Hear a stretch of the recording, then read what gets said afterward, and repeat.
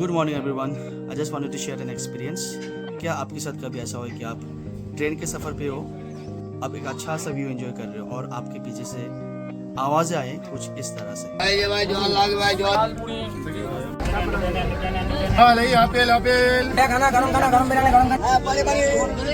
মিষ্টি খাওয়া হবে।